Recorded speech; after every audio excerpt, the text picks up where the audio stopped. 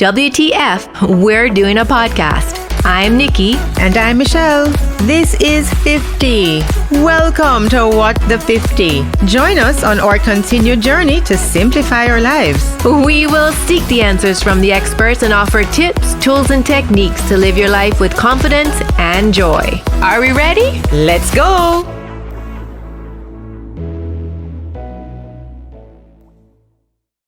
Hey, Mish. Hi, Nikki.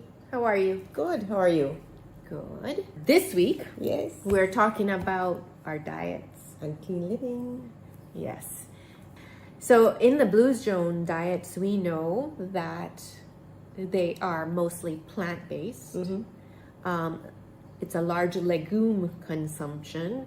And of course, portion control. Portion control. But you know, as a child, I don't know if you had this, right? Eat up everything on the plate. Of course. No, we're not saying that. We're saying eat until you're 80% full. And that's called? Hara Hachi Bu. Right. That's 80% full. 80% full. But let me ask you a question too. I don't know how your family ate, but our family was all family style. So you put the big pot of rice in the middle, you put the stew peas or chicken, whatever it was, yeah. and everybody shared from there. Is that how you ate? Yeah, yes. Everything was on the table. Right. That's called family style. So when I started going out with my husband, he's Canadian, I always thought it was so weird that they would perfectly plate everything. So you get your chicken breast, your broccoli, your potatoes, or whatever it is, and that's it. It's on the plate, already on the plate. And I thought, oh my gosh, that's so weird. Suppose you have people dropping in and need to eat or something. But I have to tell you, my in-laws are a very fit and trim 80 and 85-year-old. Right. Well, that was serious portion control. So I think you're not going back for seconds, right? You're just eating what's on the plate. There's something to be said about that. So, just differences in culture. right. But I think that's how we probably eat now, to be honest with you, unless we're having guests. Right. But I will share out for Zach, and it's a particular amount, and he doesn't usually go back for seconds. I don't think it's because he doesn't like it. But sometimes he may do that, but I know I'm conscious of what I'm putting on his plate. But you know what? As we go along, we just learn to do different styles, Of course. and it's okay. And nowadays, I eat from a smaller plate. Oh, that's I don't have the regular dinner size. That's a good tip for sure. So I've really controlled. I really try to control the portions, and I don't know if it has helped, but in my mind, I think it has.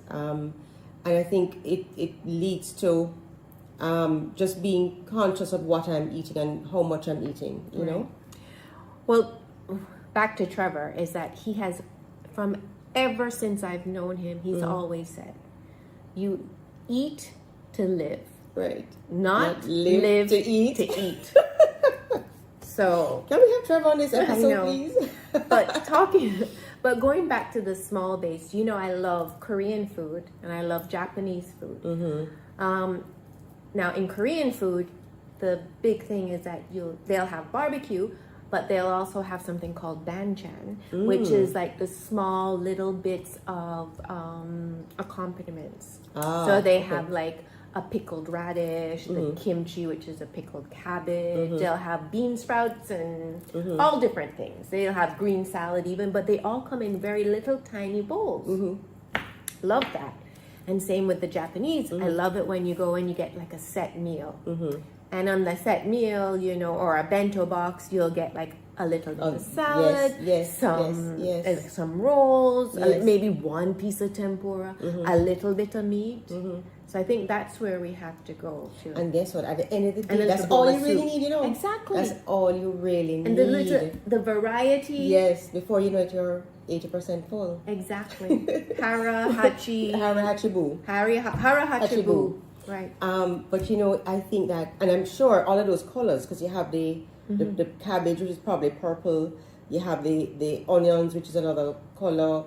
You know, and all of those colors combining not just the senses, but all the senses are being tantalized by what you're seeing and feeling and tasting. So I think that's a good way to go. But it's a whole change in perspective, because the Jamaican culture, you must have a big piece of yam and a big dumpling and rice.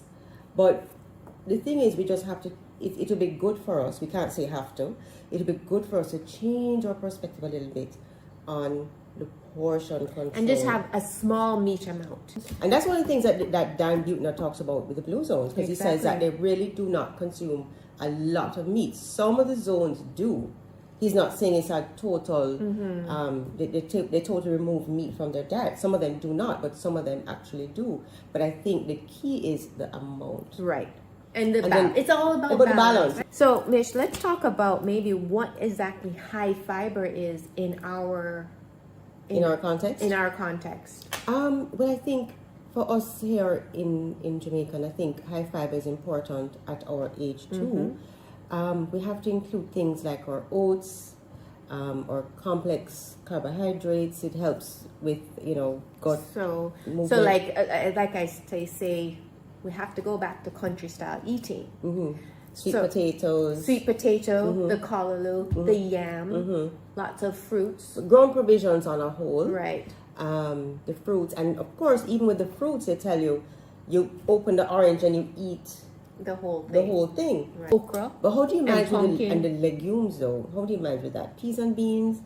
Well, we had stew peas. Yeah. But not too much pig's tail and. That's the only reason why I eat stew peas. I want the pig's tail. And red pea soup. But I usually don't love stew peas actually. The boys love stew peas, but we always make it soup for us with the yam. So those are good legumes. And can I tell you, that's one of the things that I cut out of my diet at home. We actually don't cook stew peas at home.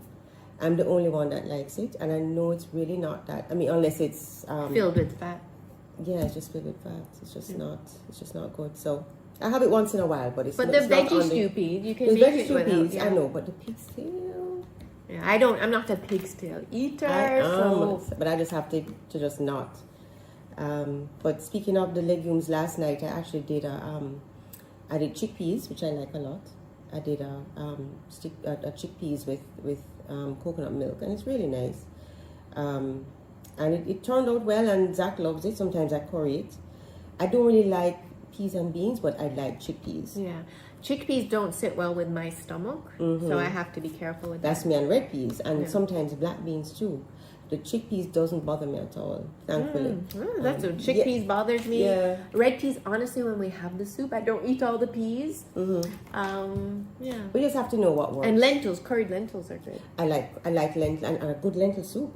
Yes. But you know what? We should probably challenge our listeners to post recipes. Some of their recipes. Yes, I would love that for sure. And we could try them. And then there's healthy fats. Yes, avocado. Actually supposed to be on the healthy fat list, but there's a debate about that. Olive oil, coconut oil. Right, so we don't get into the vegetable oils. We don't get into the canola oil. And the cashews. Right, the nuts, again, but the nuts, again, you have to look at the quantities. Right, of course. You have to be careful. And if you eat too much nuts, I don't know if it happens to you, but it happens to me. It hurts my stomach, so I know that obviously it's too much. You just have to listen to your body in my diet. But the good fat is important. And mackerel and sardines. Not my favorite, but I love a rundown. Me too. I love rundown, but don't having forget that for dinner tonight. Okay, I'm coming over. Don't forget salmon. Though salmon is a fatty fish, but it's good for you. Yeah, for sure. And a joke about sardines. Tell me. So when I moved to Canada, right? One of the first sandwiches that my mother or somebody would pack for me was a sardine sandwich. And you know how that smells.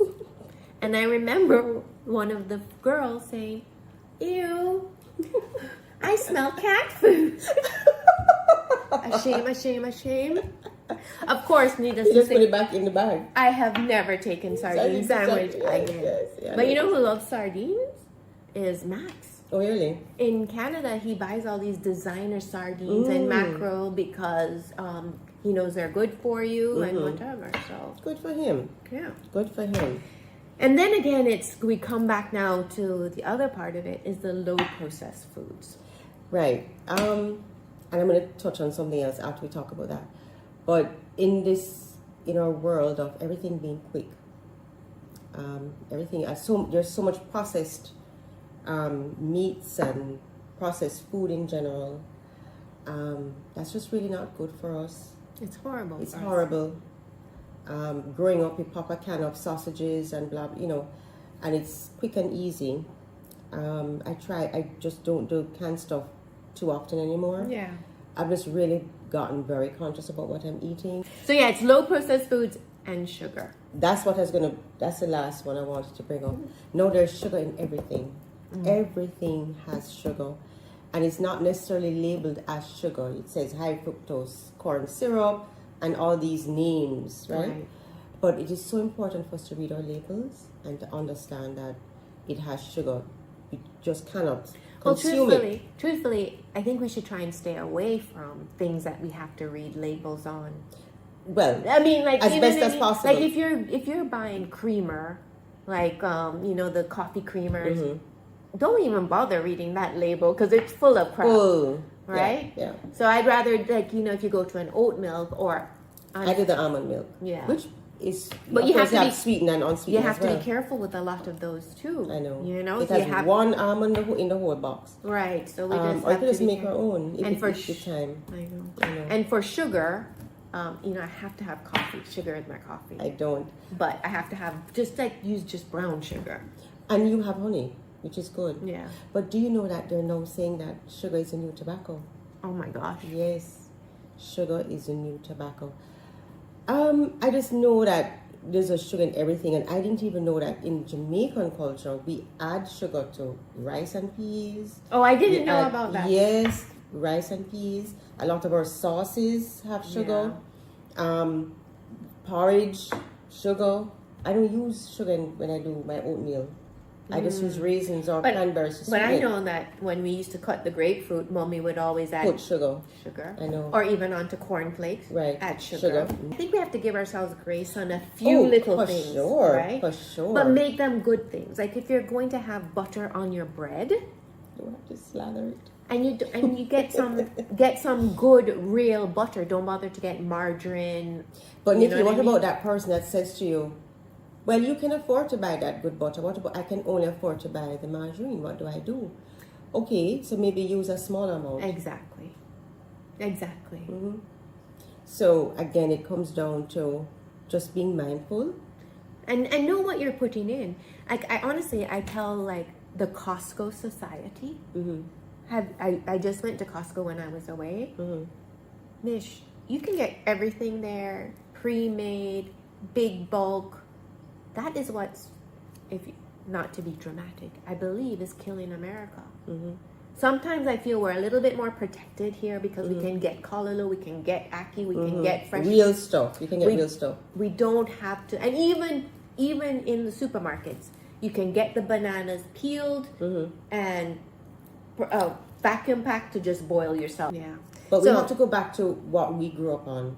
Mommy made juices. We didn't buy juices in the supermarket. True. It was made at home. We had Pepsi one day a week. We didn't have soda. A treat. Look at the treat too. In a jar. Look at the treat. But I think we just have to go back to being as natural as possible. Yes, it's costly, but it's more cost to go to the doctor.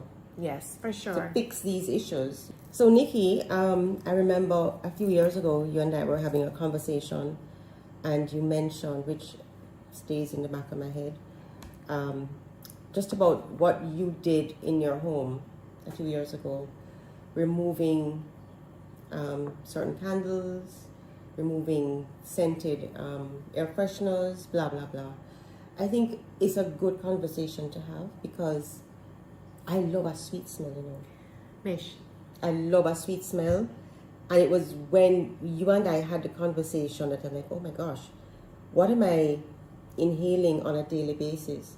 And to be honest with you, Chris was always one, because as I said, I love a sweet smell. So I used to have the plug-ins and blah blah blah, and he would just walk in the house and plug them out because he's allergic to everything.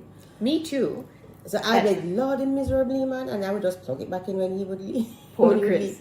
Or when he's away, I'd light my candle, and I just love it.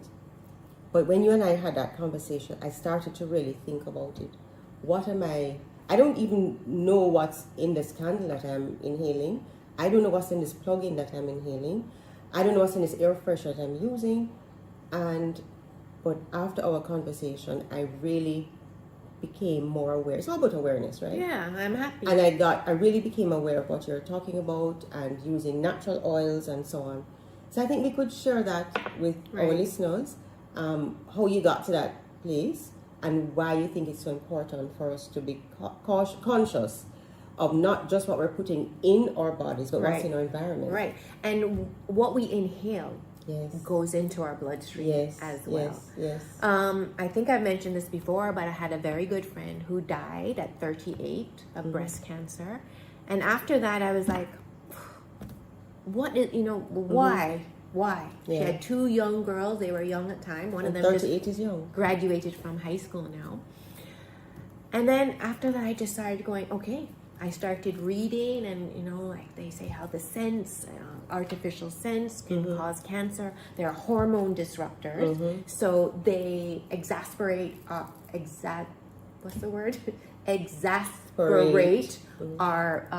menopausal symptoms as well. And I started to just get very natural.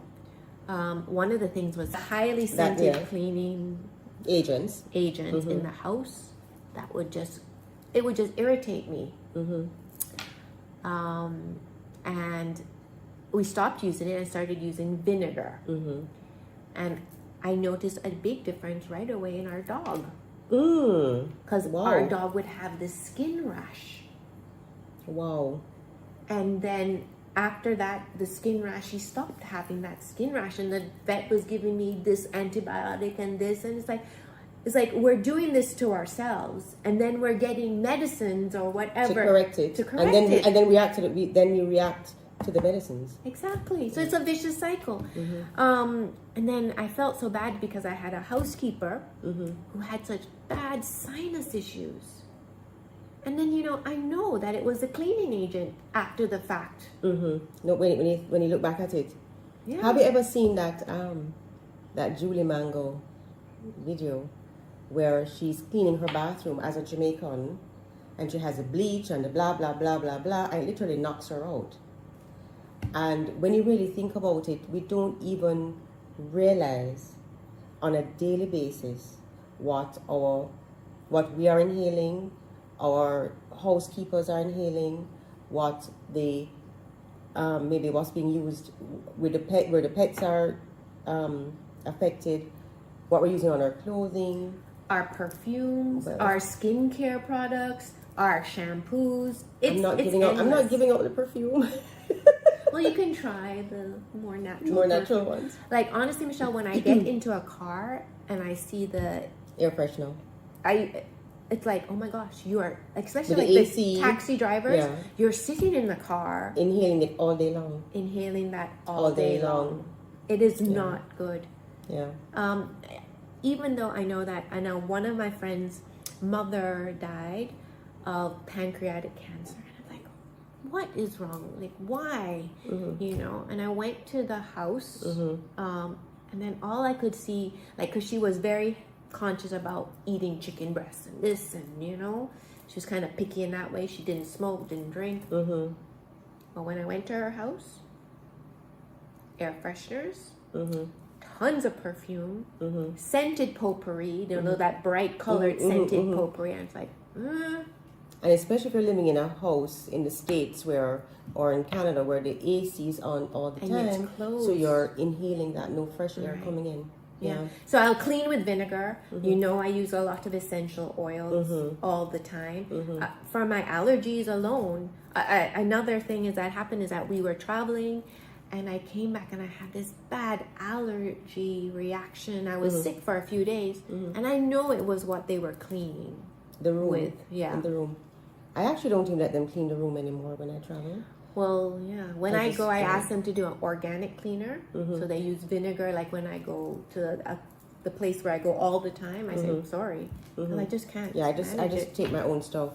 But I really thank you for that, because it really made me so much more conscious of what I'm having in my home. And I don't like the smell of vinegar though, but It goes. because it I know goes it's in a little better while. for us. Yeah. You know, I don't use it as much as I should, but I went and bought gallons and gallons of vinegar, which I still have at home. It's an excellent cleaning agent for other things too, right? So, and I've tried to use like the baking soda mixed with the vinegar, blah blah blah. Yeah. Put that in your laundry. So I've made those small Right. changes. To be honest, like I still use a regular detergent because I just haven't found a detergent. But I won't use the dryer sheets. I use the dryer balls. To do in the laundry, so you don't get static. So it's a small changes just a that small have a big change. impact. Right. And I'm not. I don't promise to clear out my my perfume collection, but I mean I would just. I reduce the amount Of that course. I use, and the boys and I we're just perfume lovers. The boys are cologne lovers. Yeah. So are mine. So it's it's so are you know, mine. but again, as you said, you don't have to change everything. It's just an awareness Just and being do aware. what you can do. Like don't go like I don't ever want people to be fanatical about it. Right. You know. Absolutely. But definitely try and get rid of the that plug- thing, the plugins. the plugins, and that other thing that you mentioned. Yes, the cleaning, the strong sounding cleaning agent. Which is used like everywhere. honestly, during COVID, we kind of fell back out of it because we're Cleaning antibacterials, constantly, yeah. and then you get paranoid. Right. But yeah, it's about being conscious and doing what you think is best. But you know what? When we get into tips, I'll say to you, educate yourself. Exactly. Read, research. There's so much information. Sometimes it's too much information, but educate yourself. So just as how you did that to find out what are the best things I can put in my home. And I love the essential oils that you had introduced me to as well. And it has made a difference, I think. Yeah. You know? You just have to try and make sure when you get the essential oils to people that they're 100% and they're Right. from a good source. A good source. And the quantity that you use too, because they're potent. Mm-hmm. Yeah. So That's good. Good stuff. Thank you for that. yeah, well, I'm happy. Mm-hmm. Okay, so now we have some clean living, healthy eating tips, right? So let's hear them, Mish. So for me, I have really been practicing mindfulness. So just as how you mentioned with Trevor and his family, with the plate and so on, I've really just not, I've just become more conscious of what I'm putting in my mouth. Of So I'm not course. just eating at any time, putting anything, I feel a little bit hungry, let me go eat. I'm not necessarily hungry, I'm probably thirsty. So I always now have a pot of ginger tea on my stove. Oh, that's a good one. I've been doing that for quite a number of years now. Always. If you go to my house right now, there's a small pot with ginger tea. Nice. And sometimes I put lemongrass or something else in it. So if I feel hungry, I will sip on that. I'm always sipping on the tea. Of course, no sugar. And it does I would help- have to add a little honey. or honey, that's fine. And it does help to reduce that feeling Right. of hunger. And I've also tried to maintain, like, it's just Zach and I having dinner now. We eat at a specific time.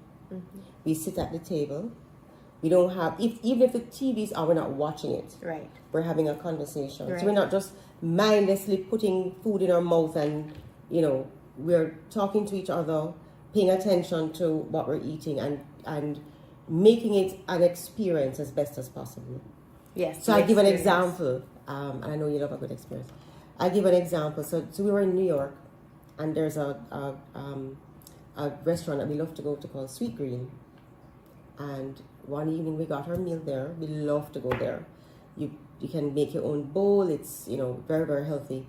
And we got our bowls, and we walked across to Bryant Park, which is right across the street. And we sat in the park for about 2 hours, just chatting. Oh, I love that. Absolutely no phones, watching people go by, and was just such an incredible time with Zach, catching up, and we both loved it. And it really does come back to the point of the importance of being mindful And taking the time. and taking the time. Right. Which is what Taking we've the time. lost in our world. Yes, because we're rushing, we're watching the TV, we have the phone, we're doing all kinds of things at the same time. And of course, the whole digestive system Right. requires us to be mindful. Right. And another tip I want to share is I'm done with the diets. I'm done with that. Right, I put my jeans on this morning and it was a bit of a struggle, but and here I am look good. No, it's a bit of a struggle, but and it could be weight gain from muscles, right? I don't know. I'm sure it is. It could be. I'll ask Liana what she thinks, but I'm done with the diets. And I discovered something called intuitive eating, and that's, I guess somebody will say that's a whole nother fad. But I have just decided to choose what works for me. So I'm again the mindfulness, and I eat what works for me. So I love a good lamb chop. Can I digest it? No. So I don't have it anymore. I try not to eat too much rice, not only because of about the calories, but how I feel. Right. It just doesn't work for me anymore. So I'm there too with right. you. So it's not just the calories and all that, yes, but how does it make me feel when I have it? I don't want to spread out and sleep after a meal, which is what happens to us a lot of times. I don't want that. So I try to eat things that when I have it, I feel good. Right. And you crave it too, right? Yes. You know, sometimes you crave a salad. Yes. Sometimes I crave like a little bit of white rice. Yes. And a salmon or No, something. don't get me wrong, sometimes I crave that stew peas and the white rice. And you just have to. But I don't have a lot. Right, exactly. I don't have a lot because I know what I'm going to feel like afterwards. Right. It's not worth it anymore. Yes. And it's like also with the drinking. Yes. Oh, you mean alcohol? Yes. Oh, geez, no. Yeah. I don't. That doesn't work for me because when the smallest amount of alcohol, I'm sweating buckets, and then I fall asleep immediately. So my tips are, I started with electrolytes.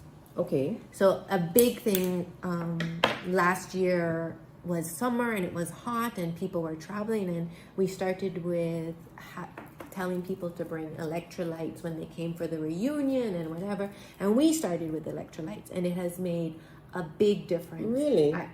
I told you last year I was thinking, oh my gosh, I'm having a heart attack because my heart was beating and racing because I think I was just dehydrated. So now we always have a thing of electrolytes in the fridge. And it has helped Trevor a lot with his migraines as well. Really? Okay. But you have to be careful of the brand. Of course. So we use one called Element, LMNT, and it mixes a 1.5 liter, and we keep that in the fridge. We could probably put that in our And doTERRA also has a new electrolyte that's a liquid that you just mix in with a bottle of water or a glass of water, and that's what I drink at dinner time. Okay. Because I've been off Coke for the last 4 or 5 years, or soda.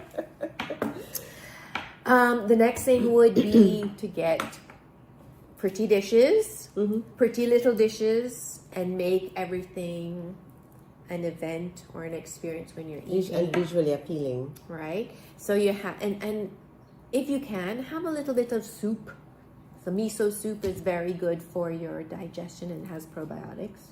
And they often tell us to drink. Have little bits of salad. You don't have to have big amounts. They often tell us to drink water before a meal. True. Yeah, so that helps. Yeah. But make it a little presentation. And for the clean living, trade in those cleaners for vinegar. If you don't do anything, do that. Yeah. I'm sure it will help your sinuses. I know it's important, but it comes right back to those small changes that have a big impact. And once you do one, you'll do another, and So I tell you, once you feel the benefits right. of making these small changes, you'll make more. And what's another tip, that something that we both haven't gotten into, but we've committed to try to do it, is to go market shopping. Yes, fresh food. Yeah, because we should, right? Yeah, I actually do the market sometimes. I hate on a Saturday. Because I grew up on that, right? Right. Mommy too. My mother would go to the market every Saturday. We didn't buy certain things in the supermarket, and my dad was very, very good with going to the market. It was a big deal of having to hold your fresh produce. Choose what you want, have it in your hands. And well, my mother's from the country. Was your father from the country? Absolutely, he's a Manchester man. Oh, mine too. So that was a big deal to. You don't buy those things in the supermarket. Yeah. And but I want to add something here, that what we can also try to do, which I think some people started in COVID, but we have gotten busy, is create a little garden. Yes. Well, actually, I am now, not me personally.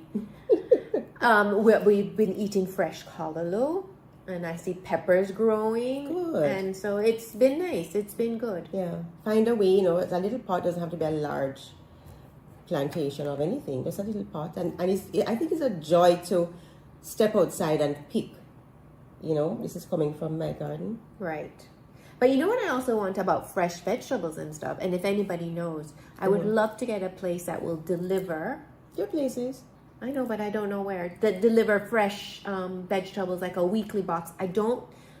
I'm an overwhelmed person. Like, that's why I don't like a market. Because I get like, oh my gosh, what do I get? Am I going to cook this? Whatever. So if someone could just send me a basket or a box of fresh vegetables, and then I'll do some research. Menu there was, around right. So there was I think there are 2 companies that do that in Kingston.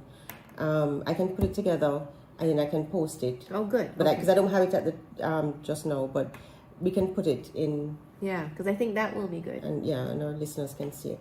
But anyhow, we just want you guys to just start with the clean living, start with the healthy eating, because the stats are staggering. Tell us some of the stats, Nick. Yeah. So those who consume heavy meat diets versus those who don't, there's a decrease in cardiovascular disease by 16%. Wow. Right? Cholesterol in vegans versus omnivores, the LDL cholesterol decreased by 15%. People that increase their legumes have a decrease in breast cancer by 9%. Wow. So that's a pretty good one. Yeah. But you have to, So stats sometimes can be a little, daunting. But the fact of the matter is, you can look at it and know that it's less in those persons who are following a particular. And remember now, we use the word diet, right? But we're not saying you're to be on a diet. It's a lifestyle. Right. To be more mindful of what you're consuming. And in fact, they say the all-cause mortality rate is 25% less for plant-based diets than not. And again, we have to remember that in choosing the direction you want to go in, educate yourself, because not everybody can do a plant-based diet. No, of course. Right. And so know your even numbers. my husband doesn't recommend a plant-based diet because of other. There's some deficiencies. But know your numbers and minimize. And know your portion numbers control. And just do your research. Do your research, understand your body, know what your body needs, what is required, and then you try to adhere to it as best as possible. Just make it fun though. I mean, life is so short. And people say, well, if I eat a patty or don't, I'm going dead same way. Yes, but you don't know how long you're going to be living for, and you want to be as healthy as possible. And maybe don't eat a patty every day. Once in a while is okay. Yes, of course. And when you go have one for lunch, no. As Jamaicans, there's some things that we just crave. I know you say patty, my mouth starts to water. But and I think that we should try and use food to heal our body. Because what happens is that we tend to be like eating without discernment. And what does Trevor say? Eat to live, not live to eat. That's hard though, but yes. Yeah, but Yeah. And where food is, right? So it's hard. We're not saying it's easy. Yeah, but we don't have to because you hate that feeling. Like when you want to eat, like when you're so full. Absolutely. That's what I'm saying. That's what I do know. I listen to my body. And I know that, I'm going to want a nice plate of oxtail, but I don't have a massive plate. I just satisfy that craving, enjoy it, and, Yeah, and look, like a good beef soup that normal... I can't digest beef anymore. Even in a beef soup with just the bones, like for the bone broth? I just don't anymore. I just don't bother. Yeah, because what I'm saying is that's something that's standard, like a beef soup. On a Saturday. Right. Yeah. Or Tuesday is when you have it now. A bone, that's just bone broth, so that's what you need. We're eating healthy on a Jamaican diet. We just need to stick to our Jamaican diet, modified, of course. Of course. But anyhow. Okay, listeners, we hope you enjoyed this episode. We have enjoyed talking about it. And researching and finding out about it too, for sure. And we're just encouraging you to be on this journey with us. It's a journey, right? It's not. We're not saying it's easy. We have our challenges. We continue to have our challenges, but we've just been committed to a healthier lifestyle. Right, and we have a good. How many more years we have? 30. No, we're going to start pickleball, and it's going to be 40 years. I'm going to add 10 years. Yes. But whatever you do, just, create that balance, be Of mindful, course. and just enjoy it, As Nikki said, get your nice little bowls or whatever it is. Enjoy what you're putting in and recognize the changes will make you feel better. For sure. Short form, Melissa is a health and wellness coach, among other hats, right? But just for our listeners to get an idea, so she's actually an expert, right, to talk to us about healthy eating and healthy living right now, because to us, we have been speaking about it, and that it's not about having our 20-year-old body back, although we shall put on a bathing suit. Yes, no, it's but anyhow, it is what it is. It's just about being healthy and feeling good about yourself. It's not about the diet person. No, it's not about dieting, but it's about a lifestyle change. Right? Yes. So I always tell people that if you want to lose 20 pounds in a week or 2 weeks, do not come to me. I don't do that. I actually have a huge problem with it, because another thing, I don't even know if it's on my website, was I did another course on weight loss and like the science behind it. And the whole thing was about talking about crash dieting and how it really destroys hormones, especially in women. And what happens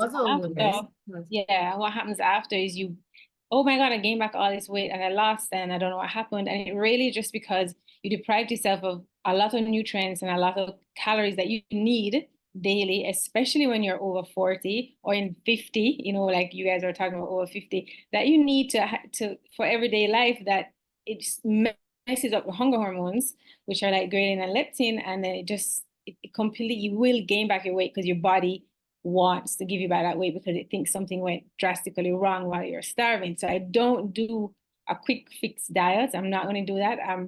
I'm more of a lifestyle change, like what you said, like that takes time. Yes. Yeah, and I want people to leave me understanding food. So I do a lot of educating in my programs. I take them to the supermarkets. I've gone to clients' house to cook, and I love going to the supermarket with people. I think it's because people will listen to me and I'm talking about food and I feel excited. I'm not sure if they want to be there as long as I do, but I'll just well, we know how long you like to stay at the market, so yes.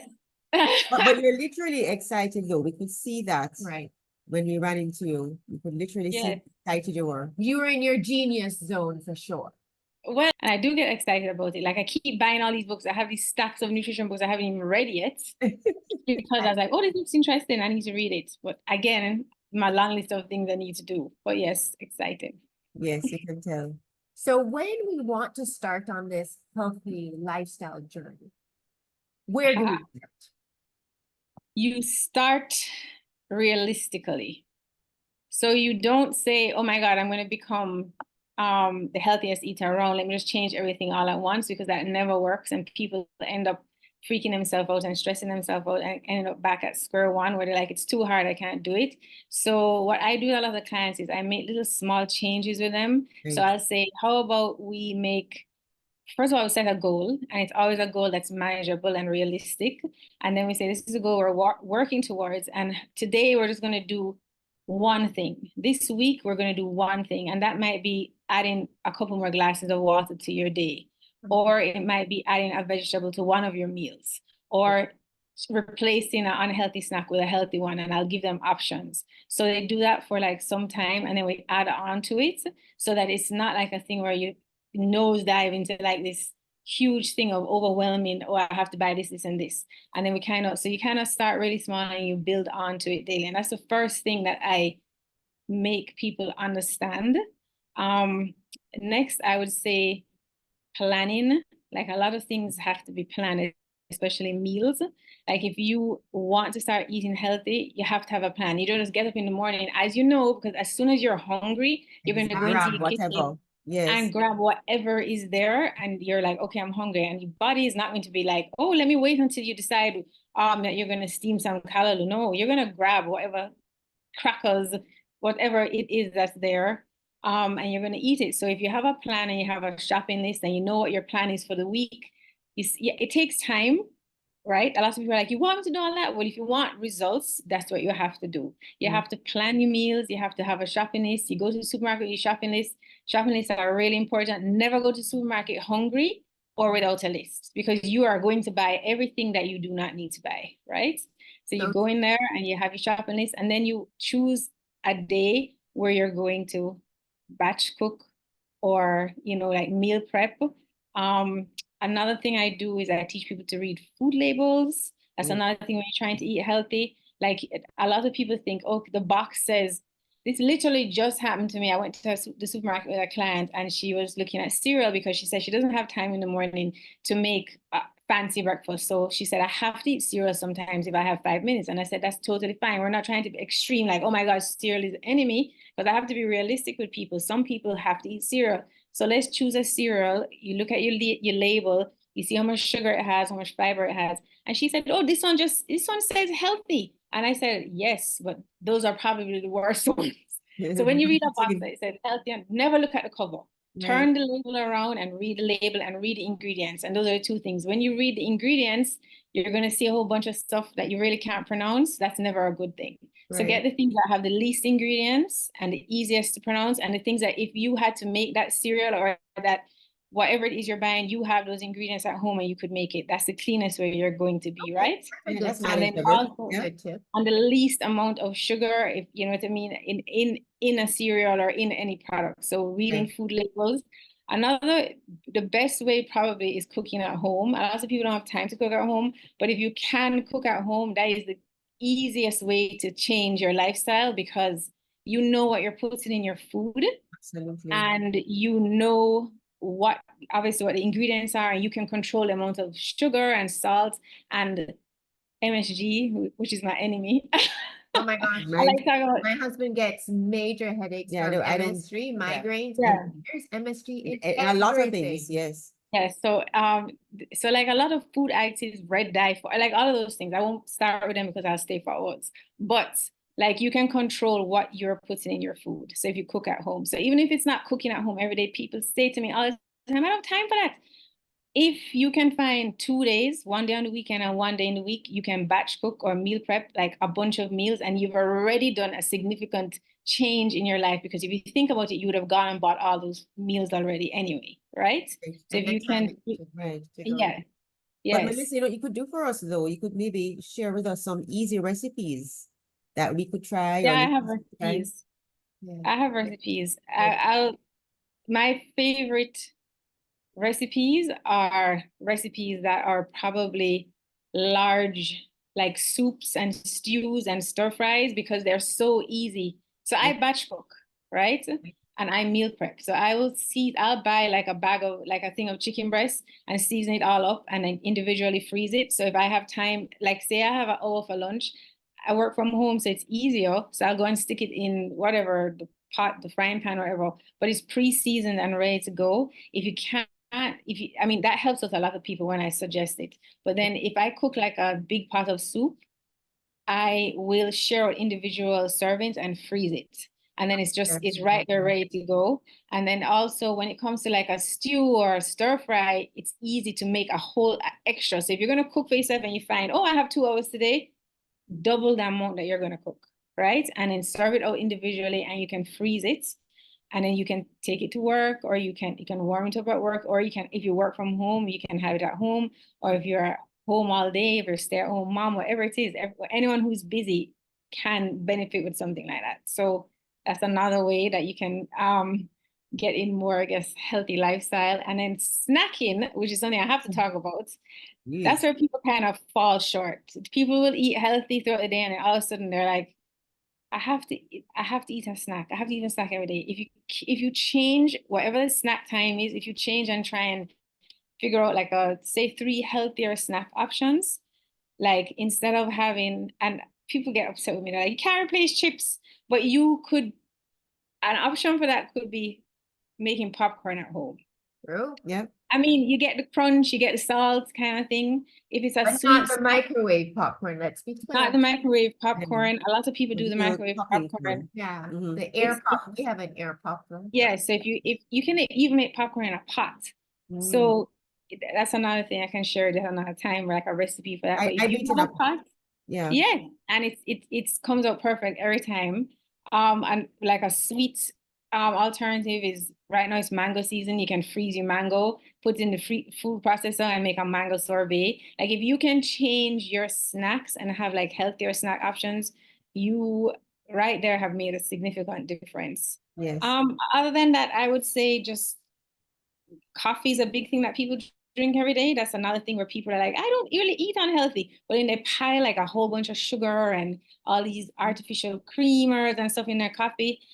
If you change that or lessen the sugar a little or be more mindful of what you're putting in your beverages and what Different. you're actually drinking, that's another thing to pay attention to. We drink a lot of soda, we drink a lot of, I'm just gonna say Gatorade, or kids drink a lot of Gatorade. Not a And sweet stuff. yes, it's sweet. And when you really read how much sugar is in the drinks that we are drinking, It's scary. it's scary. And Yeah. it's I people agree. don't know. They think, oh, I only had like a fruit juice I bought, and half the time it's 10% juice and the rest is really sugar. Yes. And sugar is really a huge problem for like a society on a whole. So if Yes. you lessen that, I mean, coconut water is delicious. I was Like you just can about to say coconut that's water. my favorite Mhm. go-to. So coconut Yeah. water is good. And You unsweetened, can, obviously, our local Well, coconut. just straight from the nut. yeah, we live in Jamaica, there's coconut water everywhere, Yeah. right? If you're living in the States or whatever, it's harder to get fresh coconut water, but we're here. Chances are your neighbor has you know what I mean, a coconut tree. Right. Or there's coconut water everywhere. Supermarket has coconut water. It's just like it's a healthier option in terms of like a sugary Many drink. corners have the coconut vendor. So Yeah, we exactly. don't have an I excuse. think Jamaica No, honestly can be a blue zone because we do have The fresh stuff. our options. Yeah, we have a that. lot of fresh stuff everywhere. A lot everywhere. Just that it takes time. It takes time. And the thing is with especially sugary drinks, people are addicted to it. So you can't just be like, some people can just quit cold turkey, nothing, right? And usually those are the people who have had like a health scare, or they're just like, I can't have any more sugar. You found out you have pre-diabetes or diabetes. However, if you want to quit like a sugary beverage, don't just, if you have two a day, cut it down to one a day, right? And then have the coconut water instead. And then you keep kind of giving yourself a little bit less until you are like, hold on a second, I didn't have that drink today and I'm actually don't fine. eat And you it. realize there is life without the sugary drink. Yes, yes. And then if you really love your sugary drink, have one a week, like it's not a thing where you're really trying to like, I guess, form healthier habits. So the best thing to do is slowly and gradually so that your body and your mind, especially because mind is involved now, right? Doesn't freak out and it's like, oh my God, I'm starving. I love, and I want my sugary drink. So small little steps. And I guess you have to take away those associations, like I always have this association, like when you have like pizza, you need to have a cola or Yes. a coffee and a pineapple drink. I have these Or I'm associations. hungry and I have to have a quick chocolate bar. Yes. Or I'm sad and I have to have a big chocolate bar. And big one is I'm sad and the day was stressful, so I have to eat like a big chocolate bar. Something Or sweet. I have to go and have like a fried food or some French fries. Like that's a big one. A lot of people, I do some talks on emotional eating with my clients, and a lot of people have that. They associate food with obviously stressful. They like to eat at 4 o'clock, and I'm like, what's happening at 4 o'clock? The day has kind of gone by. You didn't get enough nutrients today, so now you're really hungry, and you had a stressful day. So you're like, the first thing you think of is like chocolate or chips or something that's not really a healthier choice. Right. And people go for that a lot and they have formed a habit of it. So then you kind of look into your life and you're like, why have I formed that habit? And you address the reason rather than the actual food. So you're like, okay, I'm stressed out at my job. Maybe there's something I can do to manage that better. And then you kind of change the actual food and say, okay, maybe instead of this, I'm going to have this. Or maybe I need to adjust my meals, because half the time when people are hungry and starving at the end of the day is because they didn't eat proper, like a full balanced meal throughout the day. And at that time, your body's like, I've had enough and I really need a big hit of calories. And the first thing your body wants is carbohydrates, because that's the easiest form of energy. So it goes straight to whatever you have associated with like a carb, like nobody's going to be like, oh, I'll have a plate of vegetables or let me eat a No. piece of chicken. No, they're going to be like, I want a chocolate bar, or I want some ice cream, or I want like something easy and something that's going to give me that sugar rush and that dopamine release right away. And that's what, and then we Good. form a habit, like what you Mhm. said. And at home, we form a habit too. You sit in front of Netflix and you're like, I need something crunchy. So But then you go and you get chips. And then Mhm. you have to you have to be like, I don't want to take that away from people because I understand people are stressed out, but you can be mindful of it and say, okay, maybe Absolutely. tonight I'm going to have something else, or maybe I'm going to have less of that chips and maybe some almonds or something instead, you know, and then you can like introduce a different type of habits into your Netflix routine or something. So it's about So, being mindful and making those small And changes. and not missing yeah. any meals, Yeah. because I think it's a compounded effect, as you talk about. Mhm. You miss breakfast, So and you then you grab something for because you're big. super hungry. Trevor is always very disciplined about having his breakfast, having his lunch, and having his dinner. But you have to be Yes. disciplined, you know, because if you're not, you will grab it. Right. Yeah. So You Melissa, will grab. give us a typical meal of what you eat for breakfast, lunch, and dinner, just so that we can model you. I'm very boring. It's okay, boring But I is don't know, good. but the thing is, In this okay, so the sense, thing yes. is, you have to, what I think is, if you figure out, I used to give meal plans to clients, and I will still do that. But what I found out was after like a couple of weeks of a meal plan, they would be like, they kind of drop that. So now I kind of try and I say, okay, let's come up with 5 breakfast ideas, 5 lunch ideas, and 5 dinner ideas. And then you rotate, because once you know how to get that food, because people have different ways of eating, right? Some people cook themselves, some people buy food, somebody cooks for them, whether it's their husband or their wife cooks, and some people even have a chef. Depending on what your lifestyle is, you have to figure out, okay, this is where I'm going to get my food, and these are the meals that I need rotated.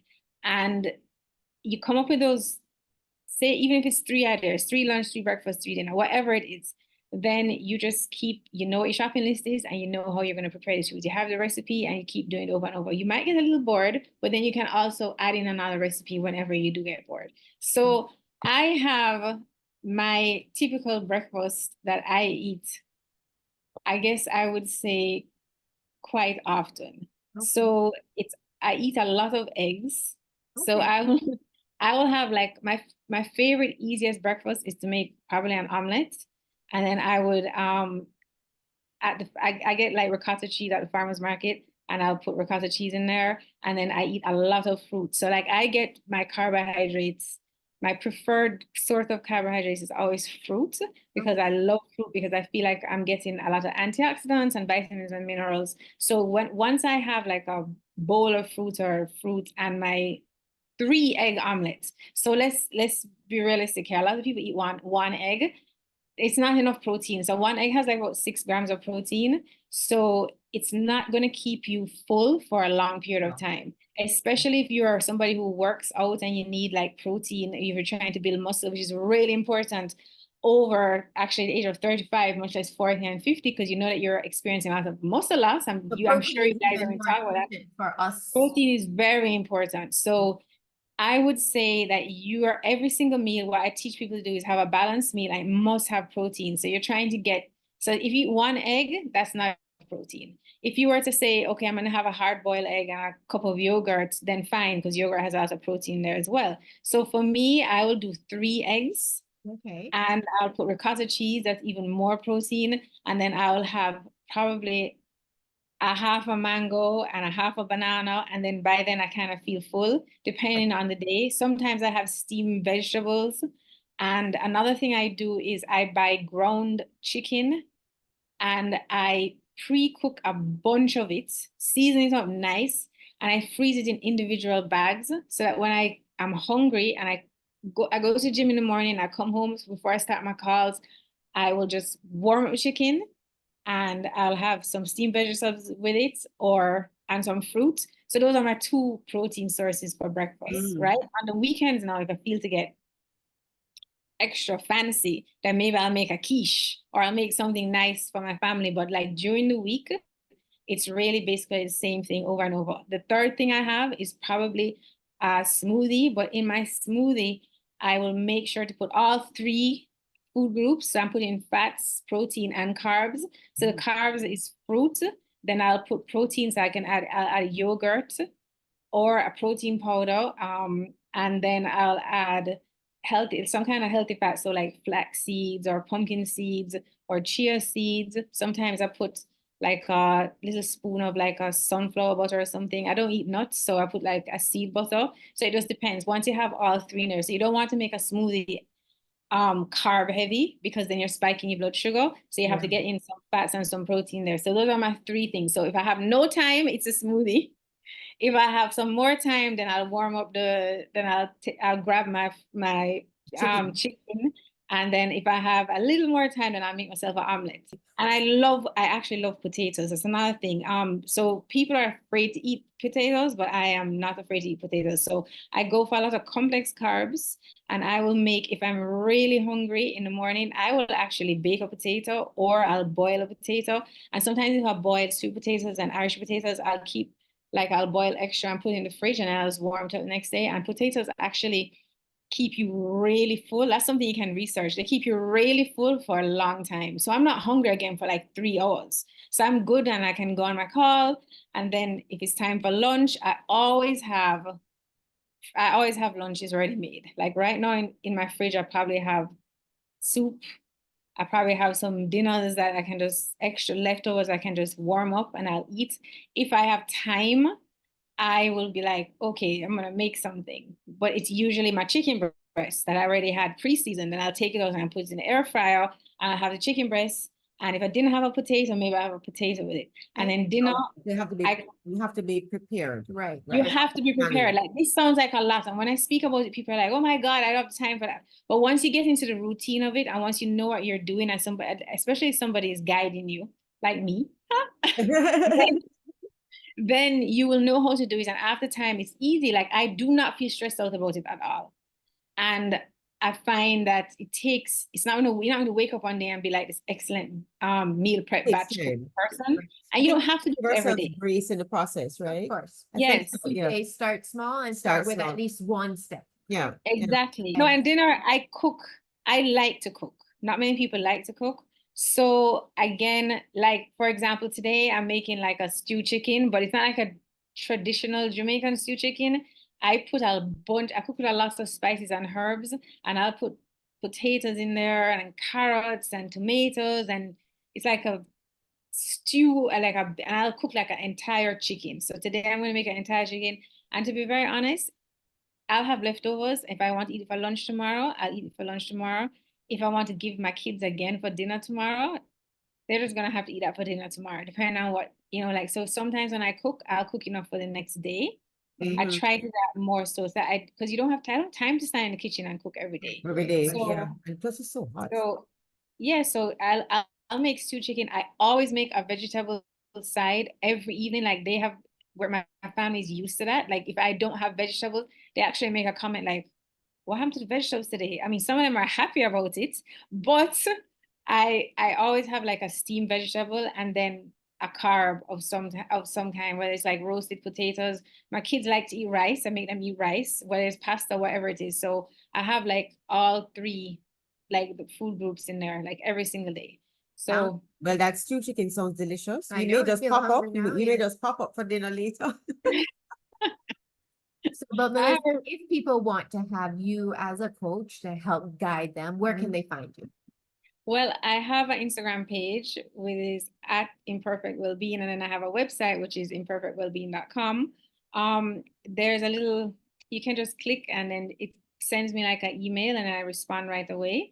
And then I do free consultations for 30 minutes for anyone, because I don't think you're not going to just, if you don't know me, like why would you want to work with me? So I kind of do a consultation and they can tell me what their issues are. And I tell them what I do, and we figure out if we work together. And if I don't think I can help you, I'll either refer you to someone else, or I'll be honest and say, I don't think I can help you. And it was great talking to you. Here are my suggestions and so on. And I do that quite often, because sometimes people come and I'm like, and even they probably think, well, that's not really what I'm looking for, and that's totally fine. So I do the free consultation just so people can understand what my program will entail and to see if they want to move forward with that. So We list all of that in our caption below. yes. Thank you so much for taking the time. So don't forget to like, share, and subscribe. See you soon. Thanks for tuning in to this episode of What the 50. Please show your love and encouragement by sharing, subscribing, and leaving a review wherever you're listening. And don't forget to like and follow us on Instagram, and please join our active Facebook group at What.the50.